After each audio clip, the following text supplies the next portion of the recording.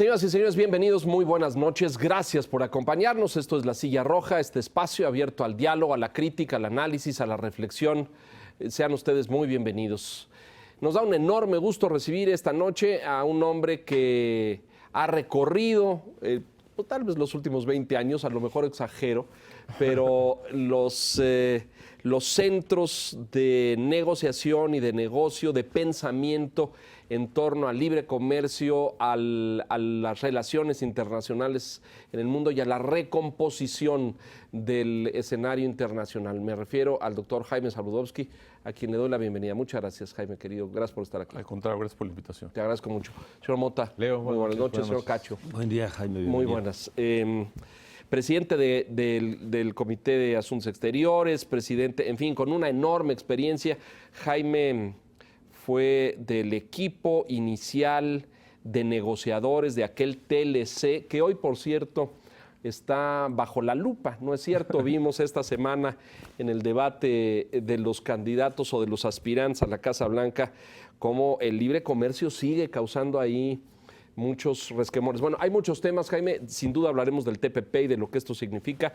Yo te pediría que hiciéramos una reflexión de, ¿el TLC merecería a estas alturas una revisión, una actualización, un upgrade, como dirían en las aerolíneas? Mira, primero que nada, muchísimas gracias por la invitación a estar aquí con ustedes en la Silla Roja. Yo creo que a 22 años de entrada en vigor el TLC ha demostrado su vigencia, su gran actualidad, su eficiencia para normar las relaciones económicas y comerciales entre México, Estados Unidos y Canadá. Y no solo eso, ha permitido que el TLC sea utilizado como instrumento o como modelo para otras negociaciones. Entonces, la respuesta corta es que yo te diría que no creo que el TLC deba ser renegociado o actualizado, pero eso no quiere decir que no haya habido cambios en estos 20 años que no tengan que ser registrados. Y de hecho, el TPP, que es el Acuerdo Transpacífico de Cooperación, una de las cosas que hace es actualizar y modernizar el TLC. Entonces es un poco contradictoria mi respuesta. Digo sí, primero digo que no y luego que sí. Pero yo creo que el TPP ya, la negociación del TPP que concluyó hace un año, ya actualizó el TLC. Es decir, ya hace una visión contemporánea o actualizada. Así es. Ahora discutía con una serie de empresarios en días recientes que de aprobarse, porque el TPP ahora revisaremos, eso está en proceso de aprobación por sus congresos y estas cosas, de aprobarse, existirían en la relación México-Estados Unidos caminos paralelos, es decir, habrá empresarios o industrias que decidan realizar su intercambio comercial, sus exportaciones y importaciones por la vía del TLC o por la vía del TPP, ¿es correcto? Así es. Los dos acuerdos, suponiendo que se apruebe el TPP y que entre en vigor, entonces México tendría los dos acuerdos, tendría el TPP y tendría el TLC, y los dos acuerdos coexistirían. Ahora, hay temas que están en el TLC y que no están en el TPP. Y hay cosas que están en el TPP y que no están en el TLC. Y hay cosas que están en los dos. Y en el círculo en donde hay cosas que están en los dos, hay conflictos en algunas cosas. En el caso de conflicto, prevalece el acuerdo posterior. Entonces, sí el más reciente. El más reciente. Entonces, sí va a haber una coexistencia de acuerdos. Habría una coexistencia de acuerdos si se aprueba el TPP y efectivamente los empresarios mexicanos podrían optar por cuál utilizar. Yo creo que es muy interesante la primera pregunta que plantea Leo respecto de cómo está en el ojo del huracán el tema del libre comercio, particularmente el tratado por la elección en los Estados Unidos. Y quizá mi pregunta sería inicialmente, ¿por qué? ¿Por qué ocurrió esto? Yo creo que muchos de nosotros somos proclives a un libre comercio, muchos fuimos educados en escuelas que son proclives a esta circunstancia y creemos que el beneficio al consumidor pues es notorio y está documentado. No obstante, ¿por qué crees tú que entró tan francamente esta otra corriente en donde de pronto se dice y la gente está pensando, no, el libre comercio no es la solución, llegó a un punto límite? ¿Qué fue lo que ocurrió? No, yo creo que lo que ha sucedido, diría, es probablemente dos cosas. La primera de ellas es que yo creo que hay un gran consenso que el libre comercio hace que el pastel sea más grande. Y en eso yo creo que la evidencia es bastante contundente. Ahora, eso no quiere decir que el pastel se reparta igual. Y efectivamente, en el libre comercio y en la globalización y con el cambio tecnológico hay ganadores y perdedores.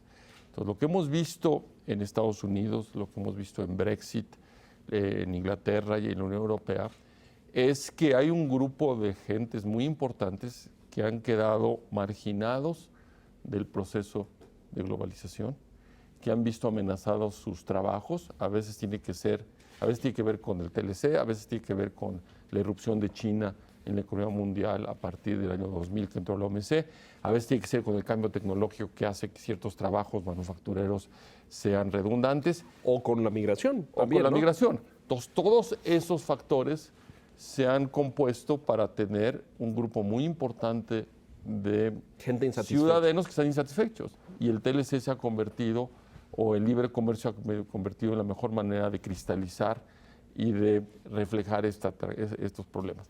También, y ese sería el segundo argumento, es que yo creo que los ganadores del TLC y los ganadores del libre comercio no han hecho campaña como sí la hacen Los del otro lado. Pues también hay un vacío y hay una asimetría en el debate. Pero es curioso, ¿no? Porque el tema, por ejemplo, el cambio tecnológico, ¿no? Hoy no hay tantas agencias de viajes como había hace 20 años, claro. porque todo el mundo compramos boletos y En línea, línea, sí. ¿no? Reservamos hoteles y nadie dice muera la tecnología, regresemos a lo anterior. No, porque- o tampoco vemos el frente de agencias de viaje unido protestando en las calles. Pero no sabemos, Pero, lo que no sabemos es qué le pasó al empleado de la agencia de viajes. Tuvo que moverse a otra cosa, Jaime, Tuvo que seguramente. moverse o está desempleado y está amargado. Y está más que amargado, pues tiene cierta frustración porque ha sido desplazado. A ver, pero ahora vamos a entender este fenómeno. Yo recuerdo cuando el TLC y este debate enorme, porque nosotros ya estábamos en ejercicio profesional pleno a principios de los 90, este discurso, el gobierno mexicano en aquel entonces hizo una campaña para explicar, Muy porque exitosa. en México teníamos pánico. Decíamos, hijo, es que van a venir los gringos y va a venir las industrias y los comer y van a arrasar y van a desaparecer las tiendas departamentales y adiós a los changarros y a los estanquillos, eso se va a acabar, ¿no?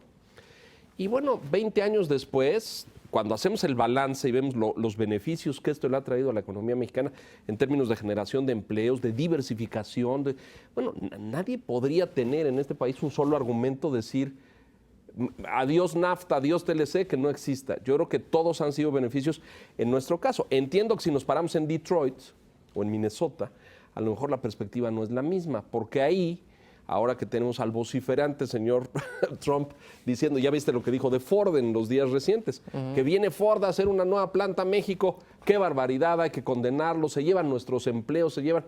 Lo que no entiende ese señor, que claro, está en campaña, pero pues es más barato hacerlo en otro lado, ¿no? Es decir... No solo eso, Leonardo, lo que Ford le contestó a Trump hace 2 semanas es que dijo, si yo no pudiese hacer producción conjunta, que es importante subrayar esto, conjunta con México, integrada, ¿no? integrada, donde eso me ha permitido sobrevivir, y si no, probablemente la suerte de Ford en Estados Unidos, ya no he hablado de las operaciones que tiene en México, las operaciones de Ford en Estados Unidos no serían tan rentables o estarían en entredicho, porque lo que sí ha sucedido es que estos 20 años lo que hemos visto es un proceso de integración regional muy fuerte, y se ha dicho muchas veces que de cada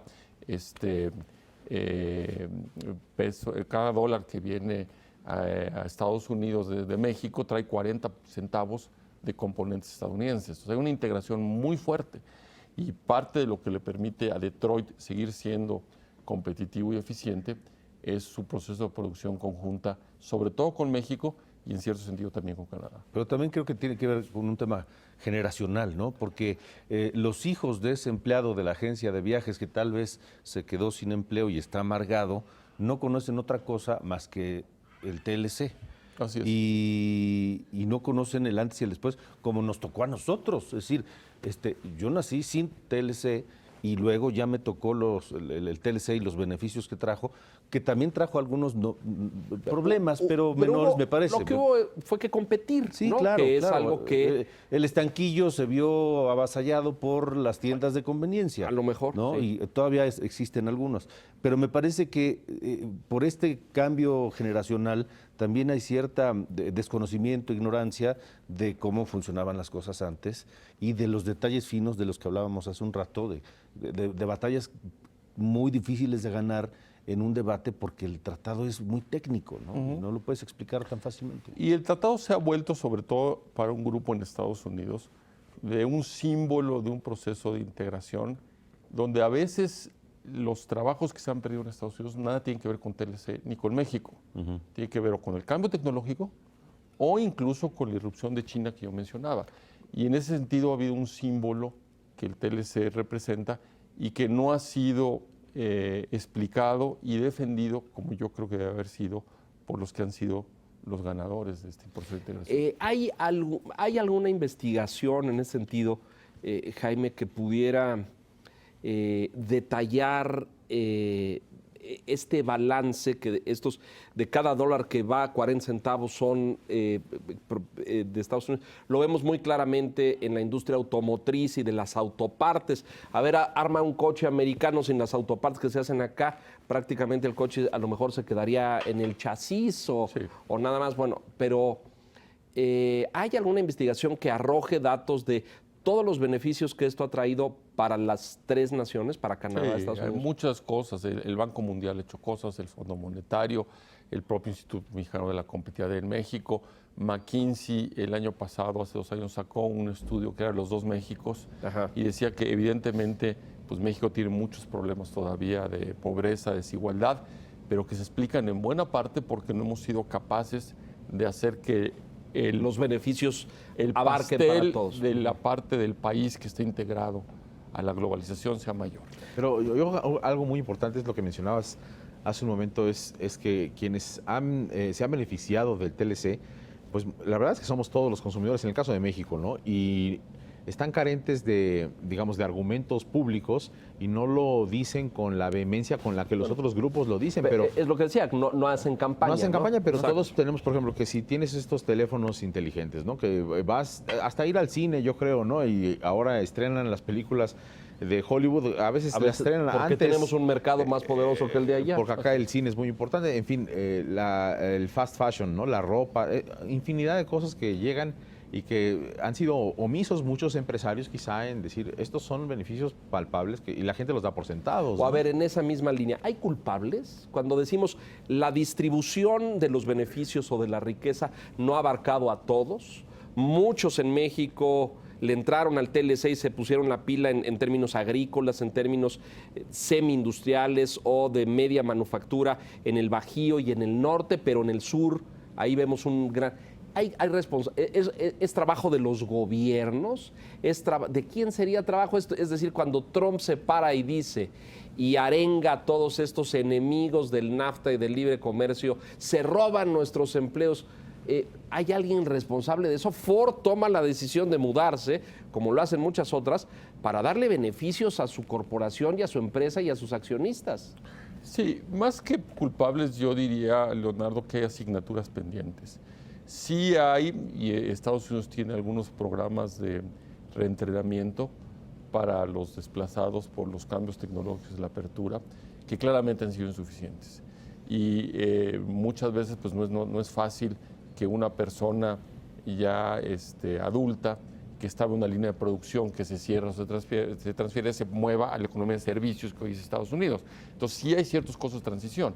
Entonces sí hay razones que pueden explicar esta insatisfacción en grupos que se sienten al margen de los beneficios que la globalización ha dado, aunque puedan aceptar que como consumidores, como dice Carlos, van a Walmart en Estados Unidos y encuentran productos que vienen de Asia o que vienen de México y que le dan no solo un abanico de muchas posibilidades, sino precios mucho más accesibles.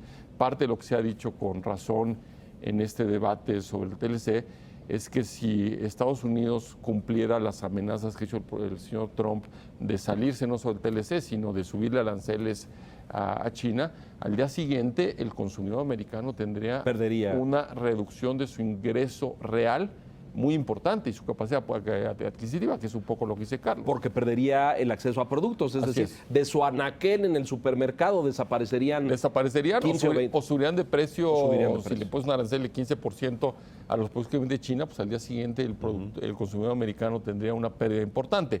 Pero el que habla como productor, como parte de un sindicato que perdió un empleo y no se pronuncia como consumidor.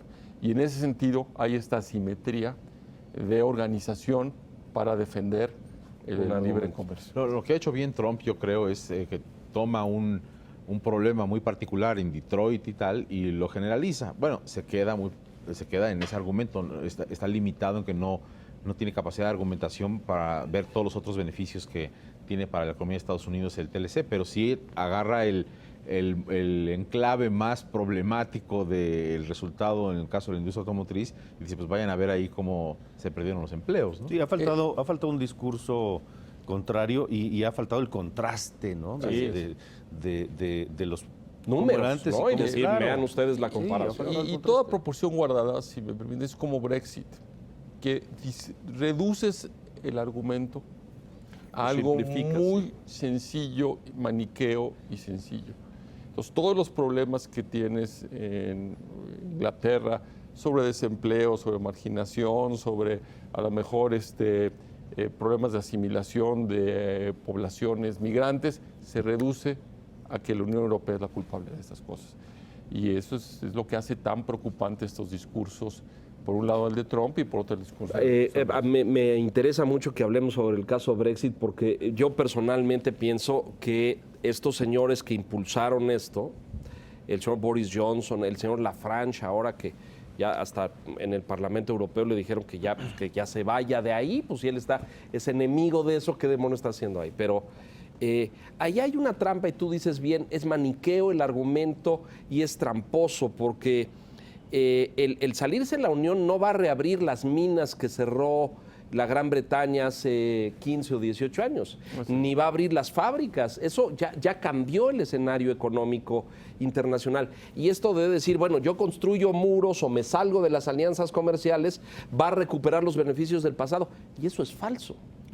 Así es, no solo es falso, sino que es muy preocupante, porque una de las cosas que hacen y que llaman la atención y que son voces pues, de alarma del discurso de Trump y no el discurso, sino el voto Brexit, es que el gran motor del crecimiento económico de la posguerra a la fecha ha sido el comercio internacional. El comercio.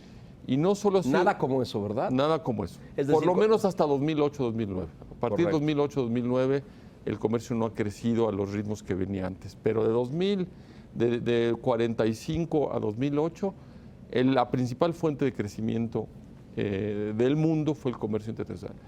Pero no solo fue la fuente de crecimiento, sino este crecimiento también iba acompañado de la construcción de una arquitectura institucional mundial, del nuevo orden internacional de la posguerra que ha permitido 70 años sin grandes conflictos armados en el Banco Mundial, en Naciones Unidas, en el Fondo Monetario Internacional y de una manera muy importante en Europa, en la Unión Europea. Entonces, el hecho que uno de los jugadores más importantes en se empieza a retraer y luego Trump diga lo mismo, se empieza a volver terriblemente complicado, porque no solo es que se pierde el compromiso con la integración, es que se pierde el compromiso con la interdependencia Y con un nuevo orden, ¿no? y convivir en un mundo de reglas. Parte de lo que dice Trump muchas veces es yo no estoy de acuerdo en vivir con reglas que me atan y me obligan a vivir con Estado de Derecho con mis socios y mis vecinos. Y es lo que vuelve tan preocupante. Y por eso, y eso me lleva un poco al TPP, que es el Tratado Transpacífico y del cual COMEX hizo un evento hace 2 semanas. Por eso el TPP se ha vuelto tan importante, porque se ha convertido en un símbolo de si Estados Unidos va a seguir con su compromiso y liderazgo, porque Estados Unidos ha sido el gran líder de la posguerra a la fecha, con el proceso de integración, no solo multilateral, es el gran arquitecto de la Unión Europea con el Plan Marshall y es el que ha estado empujando estas cosas. Si Estados Unidos se retrae, por ejemplo, si Estados Unidos no es capaz de lograr que se apruebe el TPP, pues la señal que le da, olvídense a los países del continente americano con el que ya tiene tratados de libre comercio, porque ya tiene el TLC con Canadá y con México, y ya tiene el acuerdo con Chile y con Perú. Pero ¿cuál es la señal que le da Japón? ¿Y cuál es la señal en particular que da un país como Vietnam, con el que estaba en guerra hace 50 años, y le está diciendo, ahora te voy a traer aquí al grupo de los países que tenemos, hacemos negocios entre nosotros, y después de una negociación que lleva 7, 8 años, no puede cerrar una negociación con Vietnam. A ver, antes de irnos a la pausa. Y los huecos hay que llenarlos, ¿eh? Y los huecos se llenan, los espacios se llenan. Y además, ¿con qué? Y ahí está ¿Con China, qué? por ¿Y ejemplo. con qué es claro? ¿no? Por eso el TPP yo, se vuelve tan importante en este mundo. Yo sumaría, o te preguntaría, aunado a lo que dices, ¿cómo juega esta corriente antisistémica, esta insatisfacción que hay en todo el mundo con la globalización y contra el establishment en este entorno? Bueno, yo creo, Alejandro, que obviamente hay que atender esa satisfacción. Yo creo que esa satisfacción es legítima. Yo creo que los grupos de población que no se han beneficiado de la integración o que están viendo sus fuentes de trabajo amenazadas o perdidas, hay un trabajo que hacer ahí. Hay que ver cómo se reintegran, cómo se recapacitan.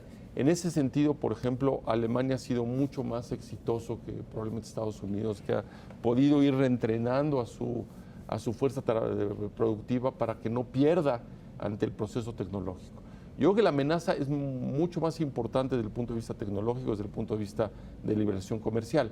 Pero evidentemente hay un reto que cada país tiene que decir cómo hacerlo, con los recursos que tenga, con las limitaciones presupuestales que haya que atender.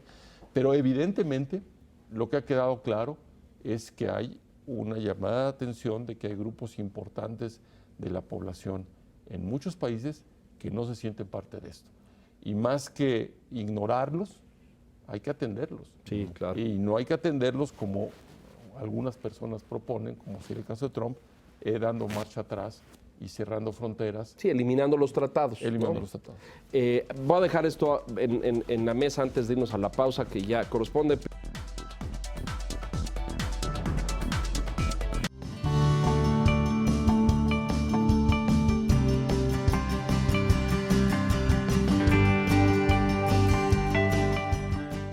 El análisis profundo sobre las noticias de negocios y finanzas que suceden en Europa y su trascendencia en las bolsas de América. The Pulse, lunes a viernes, 3 de la mañana. El financiero Bloomberg, Power Business.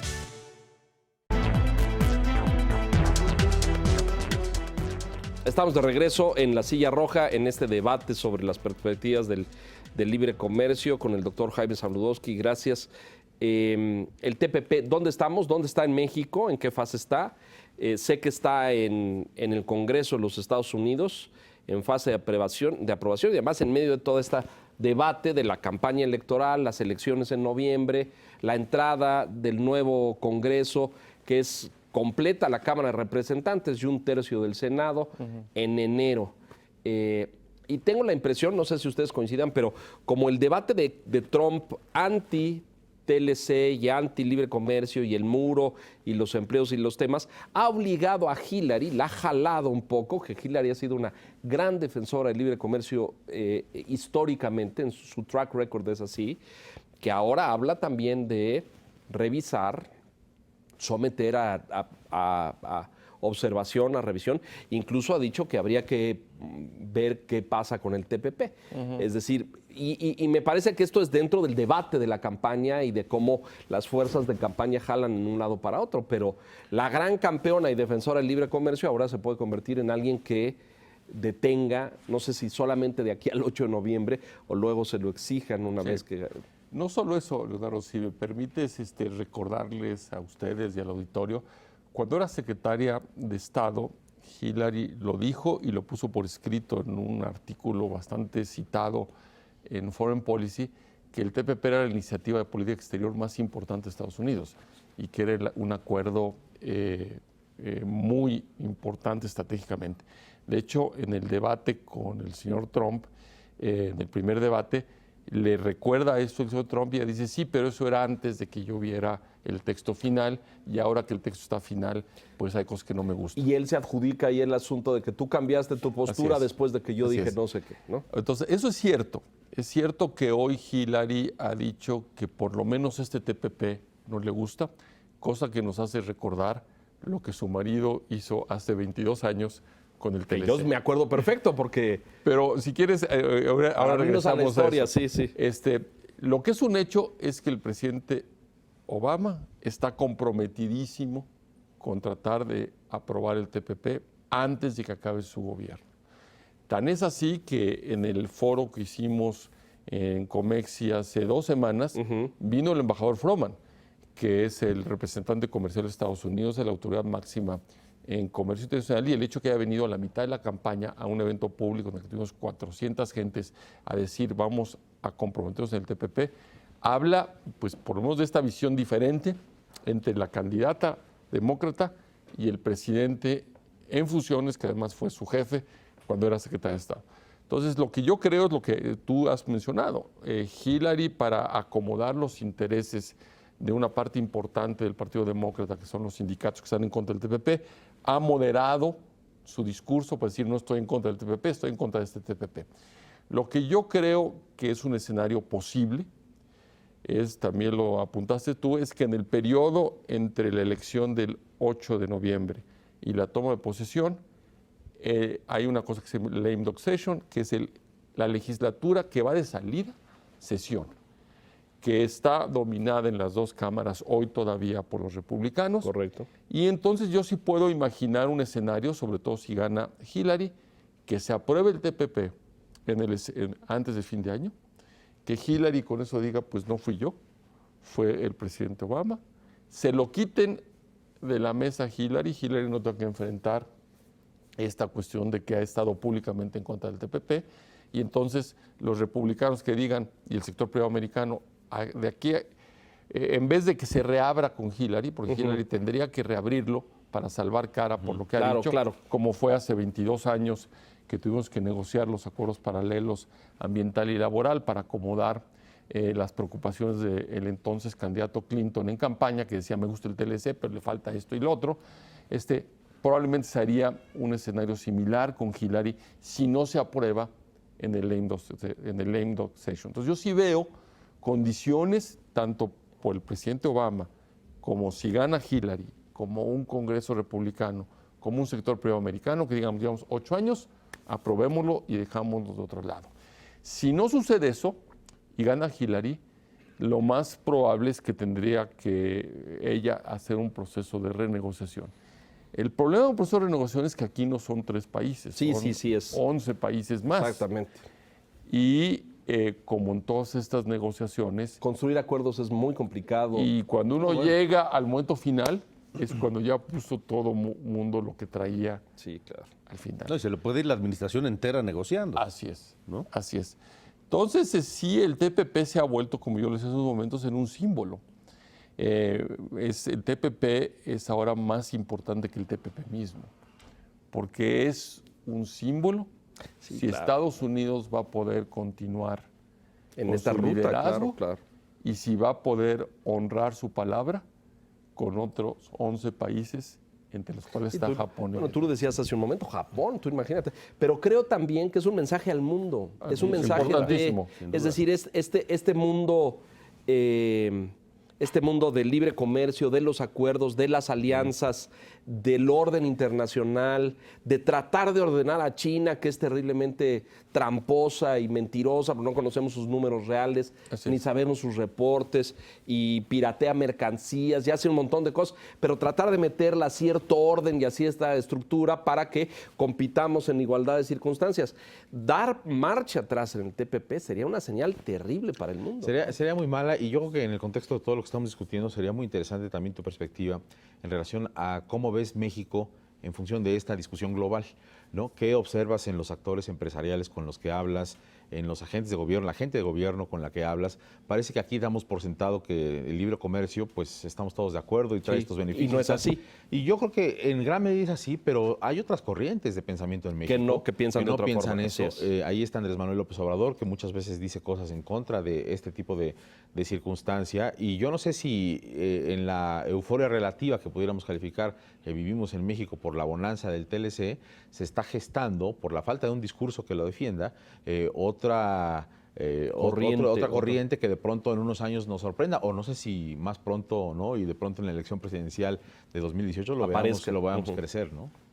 Obviamente, coincido contigo, Carlos. Yo creo que el esfuerzo de difusión y de defensa, no solo del TLC y la integración, tiene que ser permanente.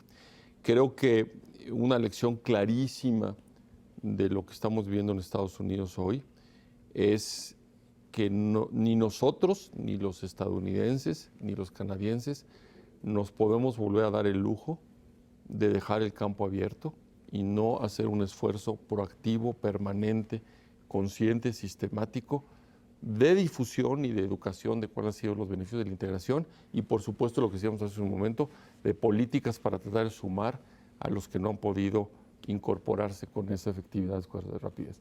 Yo creo que México ha sido lo suficiente, dejando a un lado esta falta. Yo creo que sí nos ha faltado tener una presencia, incluso en Estados Unidos, de defensa y de un cabildeo inteligente de defensa de la integración. Pero creo que lo que sí creo que México ha hecho muy bien, y es resultado del TLC. El TLC y el Banco y la autonomía del Banco de México son probablemente los primeros instrumentos o dos de los primeros instrumentos de política económica de largo plazo de México, que fueron instrumentos transeccionales y que permitieron empezar a construir una política, si se puede hablar, una política de Estado económica. Yo le agregaría eso solamente de un México moderno, es decir, De un México moderno. Cuando ahí en los 90s, a principios de los 90s, cuando se tiran estas dos líneas fundamentales, me parece que son las primeras que construyen la arquitectura de un México a 30 o a 40 años. Y que en cierto sentido, y arriesgo que suene yo muy pretencioso, también facilitaron la transición política y la apertura política, porque se llegó a un consenso básico en la parte económica en Banco de México, simbolizado por Banco de México, de estabilidad macroeconómica, y apertura económica simbolizado por el TLC. Entonces, independientemente de qué partido estuviese en el poder, había un consenso básico en esto. Y creo que ese consenso es bastante sólido. Sí es cierto que no hay que confiarnos y no hay que bajar la guardia y no podemos descartar escenarios donde se empiecen a cuestionar estos dos baluartes del México moderno. Pero ya hay, ¿no? Ya hay quien cuestiona. O sea, si tú ves, por ejemplo, la iniciativa de constitución política de la Ciudad de México, ahí hay los apartados de las empresas y no hay que bajar la guardia, más a tu favor. Ahora, eso también lo que permitió es que México, anclado en el TLC, independientemente de qué partido estuviese en el poder, siguiéramos negociando tratados de libre comercio. Hicimos el acuerdo con Europa, ahora estamos a punto de profundizarlo y ampliarlo. Negociamos con 2 países de América Latina, negociamos con la Asociación de Libre Comercio de Europa y hicimos la Alianza del Pacífico. Entonces yo creo que México ha demostrado en los hechos que no se ha dormido en sus laureles y ha seguido con el proceso de integración. Ojalá el TPP sea exitoso, porque si el TPP es exitoso vamos a entrar en un círculo virtuoso anclado en el TPP. Si el TPP entra en vigor, yo estoy seguro que en los próximos años probablemente Corea del Sur, Indonesia van a pedir adherirse en la parte asiática, en la parte del continente, Colombia, que es el único de la Alianza del Pacífico que no es parte del TPP, se va a sumar. Y entonces esta bicicleta del libre comercio va a seguir hacia adelante.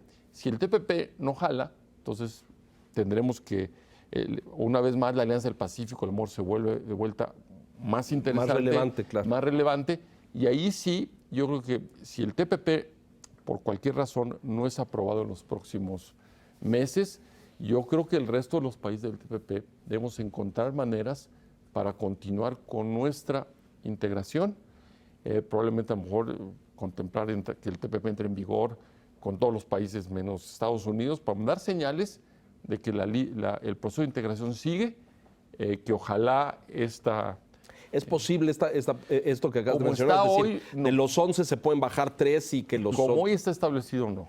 Requeriría modificar. una modificación porque tiene un candado de PIB. Tiene que entrar el 80% del PIB de la región. Claro. Y eso hace que Estados Unidos sea indispensable. Pero, a ver, Porque si no tienes Estados Unidos, pues no es como la juntas. mitad, ¿no? O más Es de contra la mitad. Entonces, habría que modificar eso para que pudiera entrar entre los 11, entre los 5, entre los 6. Yo creo que si Estados Unidos no lo hace, una de las cosas que deberíamos de evaluar es dar una señal al resto del mundo que los que estamos en esto estamos comprometidos con la integración, como lo hemos hecho en el pasado con la Alianza del Pacífico, con el Triángulo del Norte, con el acuerdo con Europa. Esto está a En la fin. vuelta de la esquina, Jaime. Yo espero que ya hayas platicado con la canciller y con el gobierno mexicano a este respecto, porque, ¿no? sí, es lo que decir, yo le quería preguntar. ¿Hay plan B? El 8, exacto. El 8 de noviembre se descomponen las cosas. El lame dog no lo aprueba. Llegamos al 20 de enero y la toma de posesión y esto no está avanzado. México No, tendría que asumir ahí una bandera. Sí, yo creo que tanto el secretario Guajardo como la canciller Ruiz Macías están conscientes de esto. Tan es así que en el evento que tuvimos en Comexi estuvieron presentes los dos.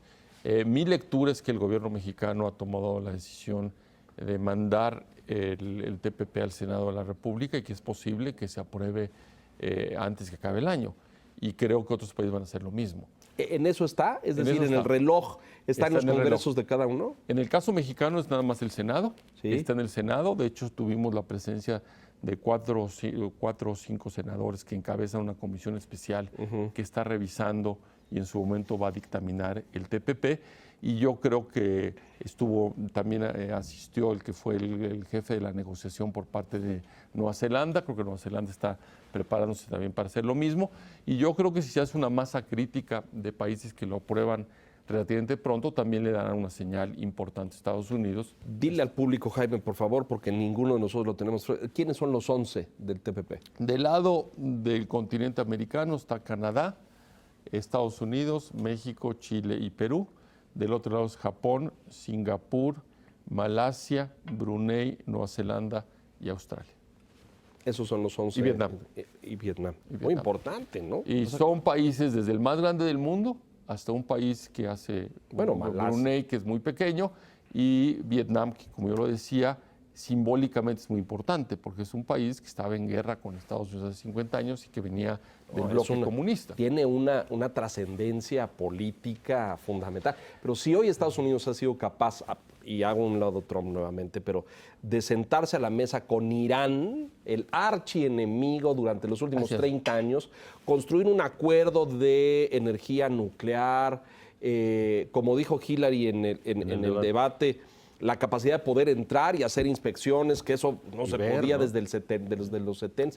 Si eso ya se pudo, bueno, sentarse con Vietnam y hacer trabajos de... No acaba de ir el presidente Obama hace muy poco tiempo y ofreció Sí. disculpas. Sí. Es decir, yo sí le apuesto a ese mundo, ¿no? Yo también, yo también. En vez de, no al mundo de la... En fin, una nueva pausa rápidamente y regresamos.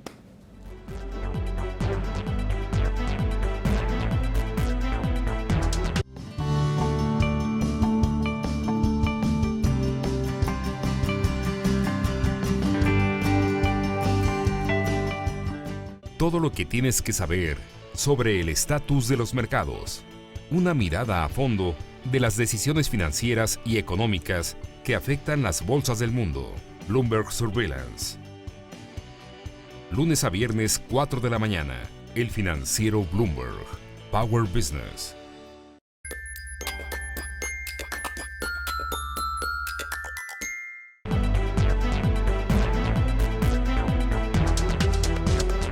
Estamos de regreso. Estábamos revisando ahorita a iniciativa del señor Mota, pero las perlas del TLC, porque claro, aquí vendrá una contienda presidencial como la que vive Estados Unidos en estos momentos, vendrá en el 2018 y ya pues avisoramos voces que van a estar en este sentido fustigando contra el tema. Pero tú mencionabas el aguacate, ¿no? Bueno, es que decía, no recuerdo muy bien, pero algo decía Andrés Manuel López Obrador en el sentido de que si se tiene que renegociar el Tratado de Libre Comercio, pues irá con quien resulte ganador, presidente de Estados Unidos, a ver si les podemos vender aguacates o naranjas, alguna cosa así decía, ¿no? Lo cual a mí me parecía, bueno, en términos... Hoy vendemos cantidades gigantescas Hoy de es una aguacate. integración total, ¿no? El aguacate es probablemente el ejemplo que más nos gusta a los que participamos en este proceso hace 25 años citar, porque era el ejemplo clarísimo de una medida injustificada, arbitraria, que Estados Unidos le imponía a los aguacateros mexicanos, arguyendo que existía lo que era el gusano barrenador del hueso del aguacate. Ajá. Y no podíamos exportar, por lo menos legalmente. Estoy seguro que había gente que cruzaban la frontera a comprar aguacates. Exacto. Pero por lo menos legalmente no mandábamos un aguacate a Estados Unidos. Y 25 años después, 25 años después, hoy exportamos alrededor de $1.500 millones al año de aguacate. Es probablemente la segunda o tercera exportación agropecuaria, probablemente después del tomate y probablemente después del tequila. Oye, y lo que cuesta, un aguacate te cuesta $2, ¿eh? Sí. Y si ustedes van a cualquier supermercado estadounidense, la probabilidad de que el aguacate que esté allí sea un aguacate mexicano es altísima. Ya sin mencionar el Super Bowl, que es el día que se come más guacamole en el mundo. Guacamole. Entonces, obviamente sí hay voces disidentes, sí hay asignaturas pendientes en México también. ¿Esas cuáles, Jaime? ¿Cuáles son las pendientes? ¿El transporte sigue siendo un issue? El transporte sigue siendo un tema. Se había pactado en el TLC una apertura gradual y transicionada en el tiempo para el transporte de carga internacional que se abriera totalmente. No está totalmente abierto. Se hicieron pruebas, ¿no? Se hicieron pruebas, se hicieron programas pilotos. Creo que va en buen camino, pero va mucho más lento de lo que quisiéramos. Y luego está el otro tema que ustedes mencionaban, que es el tema del atún, donde Estados Unidos le ha puesto restricciones a las exportaciones de atún mexicanas, que es un tema previo al TLC. Sí, el embargo es de los 80. Es de los 80 y eso se ha venido ventilando, discutiendo y tratando de resolver en la Organización Mundial de Comercio, y de hecho hay un fallo ya en la última instancia que da la razón a México, y si no se cumple, México tendrá que tomar decisiones, si toma sanciones en contra de Estados Unidos para inducirlo a que cumpla el fallo del órgano de apelaciones de la Organización Mundial. Una medida totalmente proteccionista de los atuneros gringos, ¿verdad? Que no querían... Así es. Porque Por la nuestro muerte atún del es- delfín, supuestamente. Era el tema. Yo hice un reportaje ahí en los 90s y nos acusaron de que matábamos delfines y le pusieron aquella etiqueta que se llama Dolphin Safe, ¿te acuerdas? Ese es el tema. Que nosotros, Pero han pasado 2 décadas de eso. Es como para que Casi esto se hubiera 3. resuelto.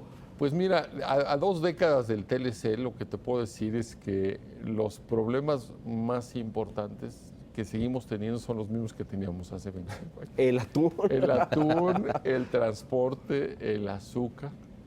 O El sea, azúcar, claro. Oye, los la temas- papa.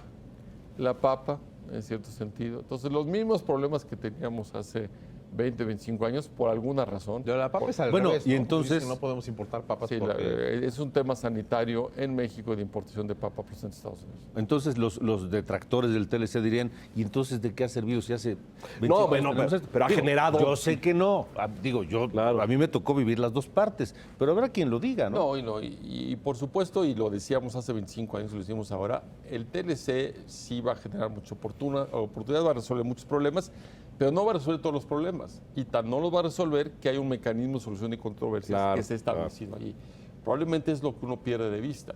Lo más importante, probablemente, del TLC y de todos sus acuerdos es el andamiaje institucional que crean para que los países comercien entre ellos a base de reglas. Y reglas previsibles y reglas que tienen mecanismos para cuando una de las partes las viola. Oye, Jaime, Y eso- México tendría que mirar, digamos, en todo este contexto a Europa. No lo hemos mencionado porque está el tema de Asia, ¿no? Con el TPP, mencionaste la Alianza del Pacífico. Ahora se está renegociando, ¿no? El acuerdo Sí. con Europa, pero prácticamente nadie habla de este acuerdo con Europa. Y es una potencia global de la economía de Bueno, manera obviamente brutal. nuestro principal mercado, el Es principal este, interés claro, estratégico es Norteamérica, Estados Unidos, claro. y es el que hay que más atender, cuidar, profundizar y ampliar. Sí. Habiendo dicho eso, no podemos descuidar los demás. El segundo, como tú bien dices, más importante es la Unión Europea. Lo que ha sucedido en estos 16 años de vida del acuerdo ha sido espectacular. El comercio, si bien recuerdo las cifras, teníamos como 15 mil millones de dólares. hoy tenemos casi 50,000 bilateralmente. Probablemente ha crecido en estos 16 años más que el comercio con América del Norte, aunque obviamente es mucho más Proporcionalmente, claro. reducido. Y claramente hoy tenemos la oportunidad, primero, de profundizar el acuerdo con la Unión Europea. ¿Qué es esta renegociación? Esta ¿no? renovación, hay cosas que no se incluyeron hace 15 años y que hoy se siente que se debe de incluir, empezando por algunos productos agrícolas, como puede ser de vuelta el aguacate, que si bien recuerdo tiene una cuota que se podría ampliar, y el jugo naranja, y luego otros sectores como son el sector de servicios e inversión y toda la reforma energética que habría que consolidarla en el acuerdo con Europa. Y luego en su momento pues tendríamos que platicar y evaluar qué vamos a hacer con Inglaterra, si Inglaterra se llega a salir de la Unión Europea, porque también es un socio comercial y de inversión muy importante Claro, en México. claro. Habría que hacer otro tratado con ellos. Otro tratado. En O subirlo paralelo, ¿no? En paralelo o subirlo al TLC, Oye, y como dime- han sugerido algunas gentes. En fin, se abre toda una No me agenda. quiero desviar, pero soy fanático del... ¿Qué va a hacer la Gran Bretaña? O sea, ¿cómo...? Porque además, a pesar de todos los llamados de los líderes europeos de que ya cumpla formalmente con la notificación y corran los 6 meses del periodo establecido, no lo hacen. Sí. Y la nueva primera ministra, la señora May, y todo el mundo dice, no, sí, ya estamos. Pero ya pasaron, ¿qué? 3 meses del voto Sí. y no lo han hecho. Lo que me hace, la lectura que me produce es que a lo mejor ya se dieron cuenta de que no es tan sencillo el asunto, ¿no? Un paréntesis ahí, ¿ya vieron los movimientos financieros y de bancos basados en la City, sí. en Londres, buscando reubicarse, como pronosticamos el día del voto, hacia París, Frankfurt y Berlín. otros mercados? Ya hubo, no sé si ya está medido, pero ya hubo una caída en la economía británica después del voto. Bueno, vas a ver lo que le pasó a la libra, ¿no? Bueno, la libra. Evidentemente, como tú bien dices, Leonardo, es una decisión complicadísima para la Unión Europea y para Inglaterra, por supuesto. Yo creo que no se imaginaban los que votaron a favor, o buena parte de los que votaron a favor de la separación, de lo que iba a implicar en términos de costos y perspectivas de la economía. Y ahora la Unión Europea pues tiene un dilema bastante complicado. Por una parte tiene una integración con Inglaterra muy fuerte y hay una dependencia mutua, y eso podría abonar a favor de que le hicieran un proceso de separación muy generoso y muy bondadoso. Y por otra parte tiene el tema de que no quieren sentar un precedente Que la separación- iguale, claro. que iguale. Entonces debe haber voces que dicen, pues el que quiera azul celeste que le cueste, y si se quieren separar, pues no van a tener ni el acceso al mercado común, ni... Que sería lo justo, me parece. Es decir, Entonces- claro, es muy fácil decirlo en papel y en justicia. El que no quiere, recuerdo un discurso del príncipe de Edimburgo cuando se divorció una de sus nueras de sus príncipes, pues el que no quiera pertenecer a esta familia que se vaya o alguna Así es. cosa así. Es muy fácil decirlo, pero el entramado es, El entramado es- en términos laborales, hay un montón de... ¿Sabes los polacos que trabajan en la Gran Bretaña? Millones. Sí, Un hombre, millón. los estudiantes que tienen posibilidad de ir y venir y de Sí, trabajar. entonces creo que no hemos visto el final de la historia, no sabemos de qué tamaño va a ser El impacto, la ¿verdad? cuenta que le van a pasar, y no sabemos cuál será la reacción del electorado inglés cuando vea el tamaño de la cuenta. Yo creo que ahí, y por eso me parece que fue enormemente irresponsable de estos líderes, de Johnson, de Lafarge, de esta gente, porque nadie le explicó a los británicos en detalle, nadie les dijo. Lo que podía pasar.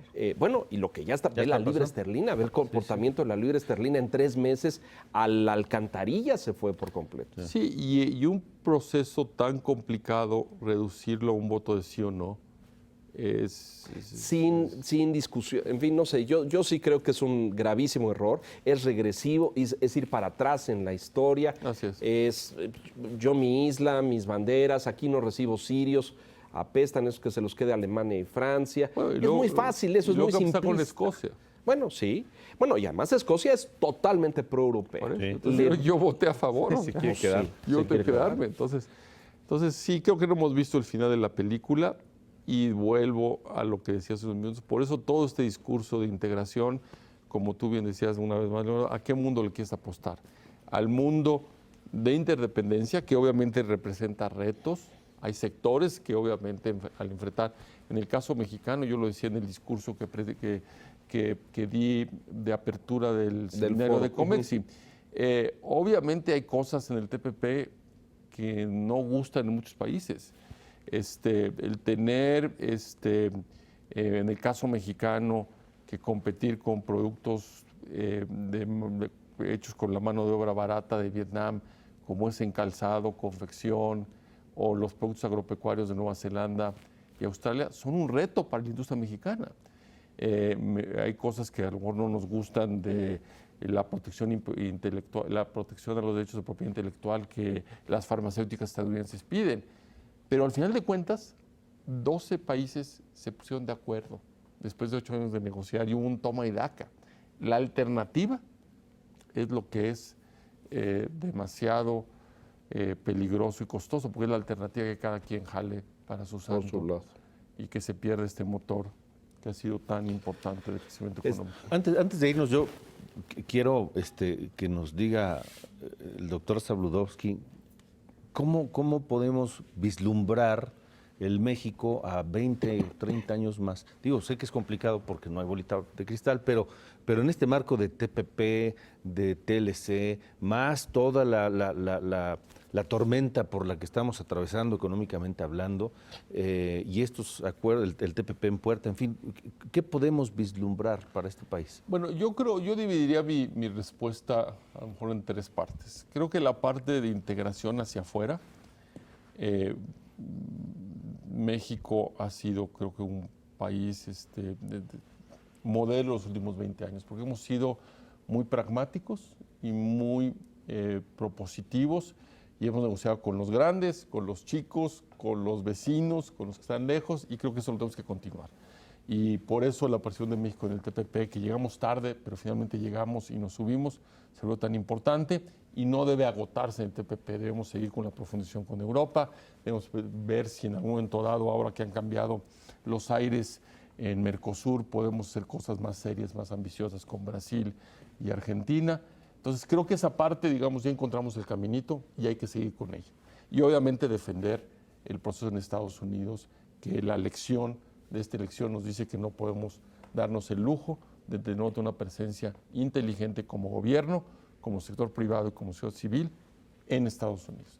El segundo tema son las reformas recientes que se hicieron con el presidente Peña, que creo que van a fructificar y nos van a dar una competitividad adicional, sobre todo en energía y telecomunicaciones. Y luego yo diría, el tercer punto son las dos asignaturas pendientes que tenemos en México, y probablemente la más importante es el Estado de Derecho. Yo creo que ese es un tema nuestro, es un tema que tenemos que dedicarle la misma atención, talento, capacidad y compromiso que le dimos primero a la estabilización macro, luego a la apertura. Con esa misma decisión tenemos que entrarle al sistema del Estado de Derecho. Estado de Derecho y pobreza, yo diría, son las asignaturas más importantes que tiene México. Esas no son externas, está en nosotros atenderlas. Y yo creo que si no atendemos la del Estado de Derecho, no vamos a ser capaces de aprovechar las otras 2 cosas que tenemos, que es la integración al mundo y las reformas recientes económicas que hemos hecho. Impecable. Casi aristotélico lo acaba haciendo.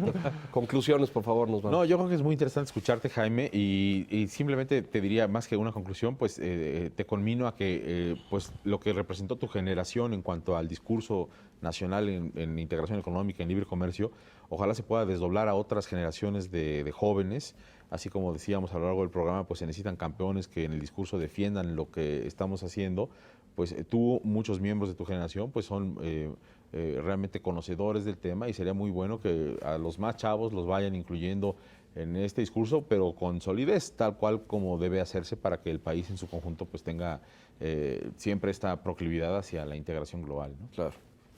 Alejandro. Pues igual, optimista, yo también comparto la visión de Leonardo, la tuya, creo que todos que queremos ese mundo, ¿no?, integrado y viendo hacia adelante, más que el aislacionista. Ahorita que comentaban lo del TPP, que llegamos tarde y demás, dije, pues, es que no podemos levantar un muro como el que quiere Trump, pero alrededor de todo el país, ¿no? Estamos en esta costa y teníamos que subirnos necesariamente. Entonces, por supuesto que comparto esa visión que significa retos y cierta incertidumbre para algunas personas, pero pues tampoco, prefiero eso que el retraerse y el aislarse, ¿no?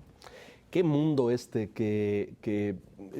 si echamos esta mirada atrás de los últimos 25 años, esta ruta de integración, de eliminación de barreras, me acuerdo el GATT, ¿se acuerdan ustedes? Todas esas, en fin, con mucho esfuerzo, pero fue avanzando.